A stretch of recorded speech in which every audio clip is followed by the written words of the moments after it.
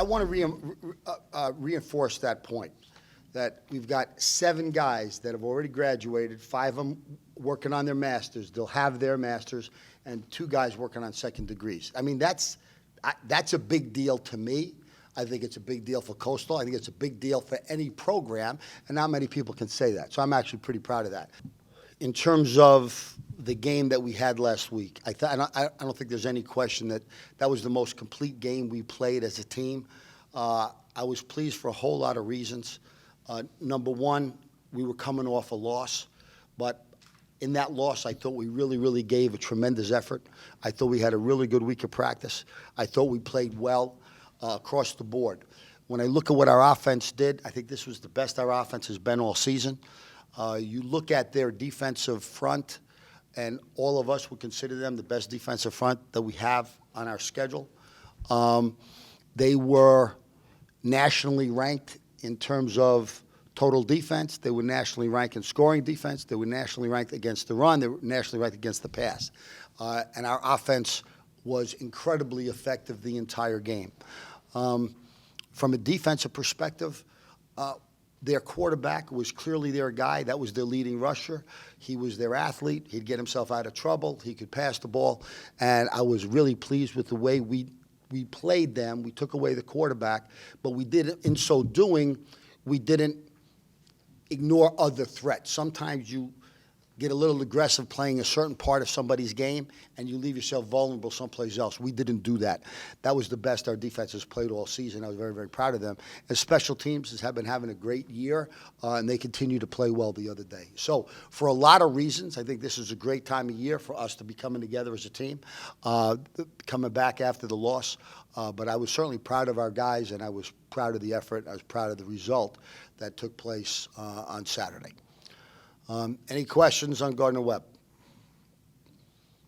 All right, so now with regards to Kennesaw, they have a prolific offense. I think their coaching staff has done a wonderful job in starting their program.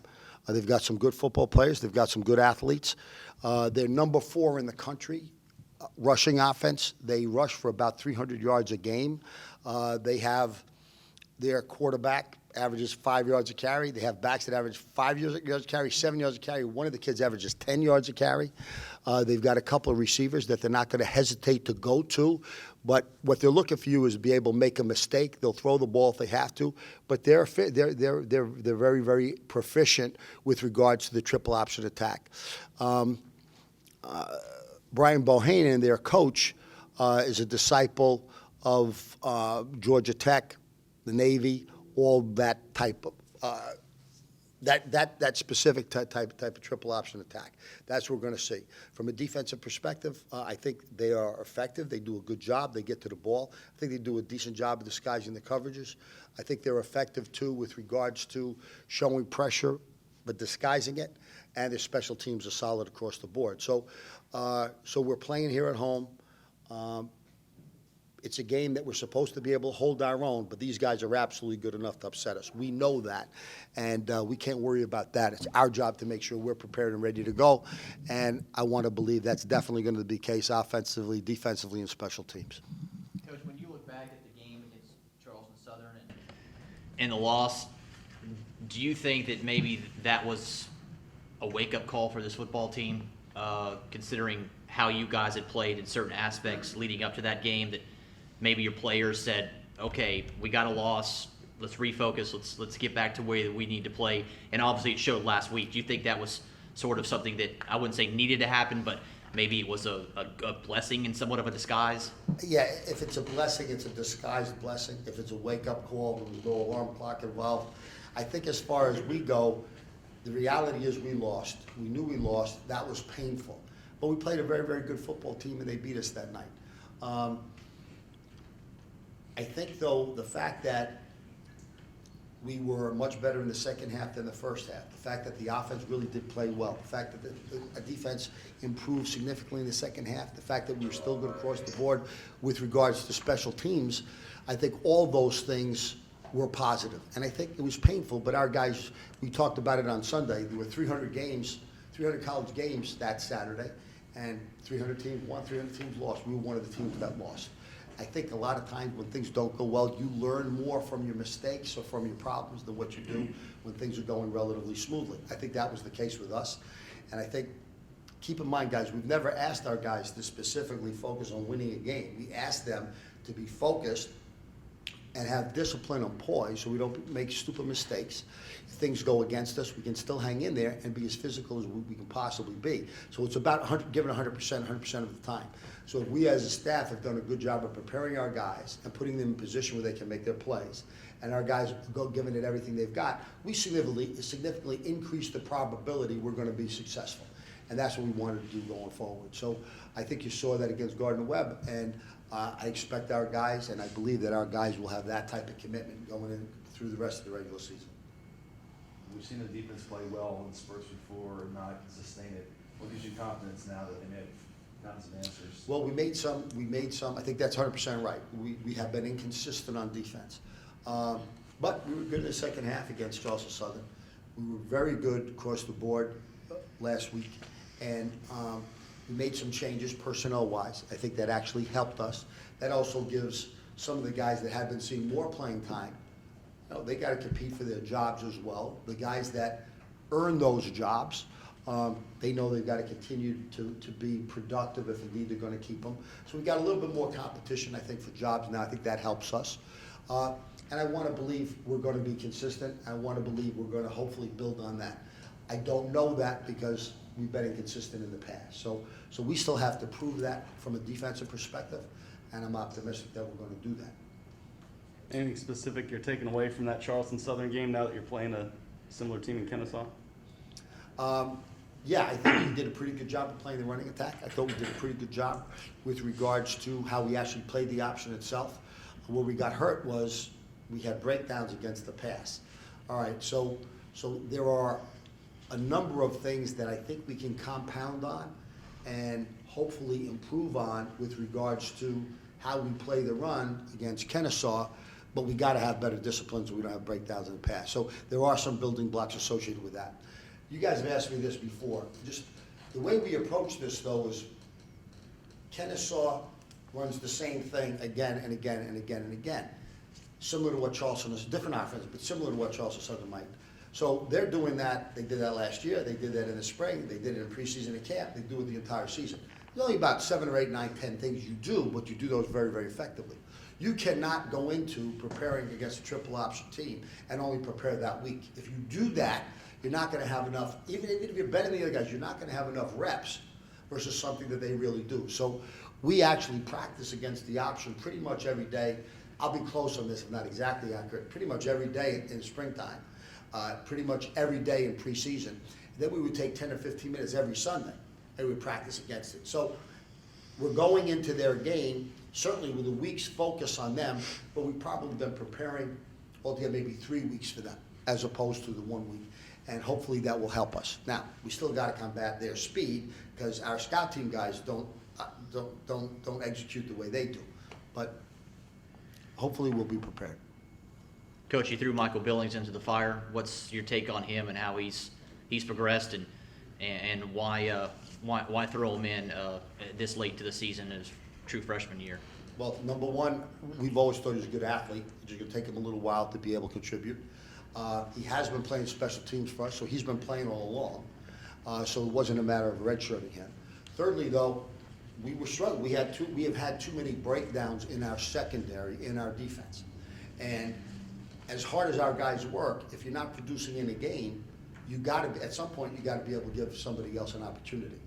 Michael deserved that opportunity, as did Austin Maria, who also started with him.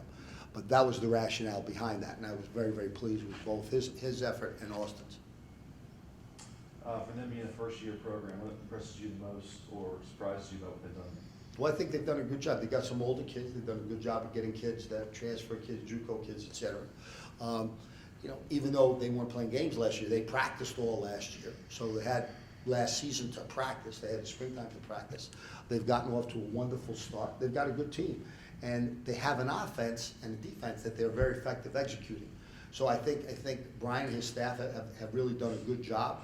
And they've got some good players, and they know what they're doing. But it's not like they just started this a little while ago.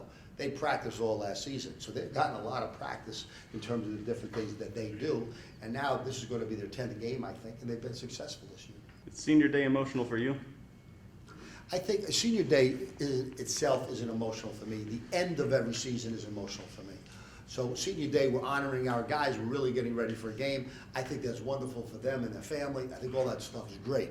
But where I get a little bit more emotional is more kind of when we're wrapping up. It's kind of our banquet that we have in February. It's whenever that last game is. That gets a little bit more emotional for me. So I'm just proud of what the seniors have done, but I'm well aware of what they've done anyway. It could be the last home game for these guys, the last time for fans to see Alex play. How would you sum up his value to this program, and have you ever started thinking about life beyond him? Alex Scarce? Alex Ross? Yeah. Well, there's always, no matter who you are, there's always life after that person. No matter who you are, there's life afterwards. So I think with regards, I've said this so many times about Alex. I think the number one area where he has meant so much to our program is as a leader. From like the very, very beginning, even when he was a backup, he was always a hard worker. He was in there looking at extra film, et cetera. And when he had the opportunity to go in there, when he was backing up Aramis, he had an outstanding day. When it was his time to take over, he had an outstanding first year as a starter, second year as a starter, and third year as a starter. He has the ability, he works very, very hard, so he's a leader by example as well. He's always been a member of our team leadership council, again, reinforcing the leadership part. He knows that offense, probably almost as well as the coaches actually know the offense. So his ability to be able to audible out of problems or make a decision during the game right before the snap, that's a wonderful, wonderful skill set and ability to be able to have. Alex has that ability. He's always been able to throw the ball well. A little off, I think, maybe early, middle of the season. I think he's back to his follow through, his throwing motion is more compact now. He's more accurate with that. He's got a little bit more velocity on his throws. So I think he's grown in that regard over the span of the season, taking into consideration that he had surgery last year. He's had his ankle banged up a little bit this year, but especially when he's going vertically, he's running pretty well. So whether you're talking about leadership, whether you're talking about being able to manage the game, whether you're talking about throwing the ball, whether you're not talking about running the ball, Alex has been our guy. And he was also captain as voted by the team from last year as a junior. So certainly, when it's time for Alex to go, I'm just rooting for his success. Hopefully he gets the opportunity to play at the next level. But whatever he winds up doing when football's over, he's going to be successful with. And it's our job as coaches to make sure we're going to have another guy ready to go. We'll be focused on that after our last game. Coach, you just alluded to it a little bit. What nibbles and or conversations have you had with anybody at the next level with regards to Alex getting a shot in the NFL or someplace along those lines? I think there are plenty of people, by definition, that are going to need to look at him. I think, frankly, how he finished the season and all those things are going to determine exactly what's going to happen later on. I haven't gotten that feedback. So the feedback I've given is what I think.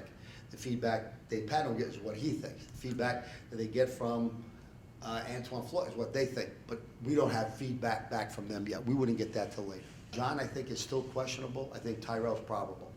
Have you all ruled out Richie for the season yet, or is it still? I think by now we've ruled him out for the season. So I think you'd assume for sure that Richie Sampson is going to be medically redshirted this year. Alex, what did you see from this club after that Charleston Southern loss and just the refocus and maybe the mental breakdowns that nearly cost y'all a couple of games? It seemed like y'all didn't have those last week. There wasn't any false starts. There wasn't any of those penalties like that kind of backed you guys up in the red zone. What was it after that game, that whole week, preparing for last week? I mean, Coach Patnode came up to me and he asked me if I could describe the team or the offense in one word, what would it be? And I said motivated after that game. We left a lot of things out there on the field. We didn't score in the red zone when we needed to score in the red zone. And I think that, it could be a blessing in disguise. That's something that gave the offense a drive to go out there and to be better and do better so that we're not leaving those opportunities out on the field when it comes down to it at the end of the game.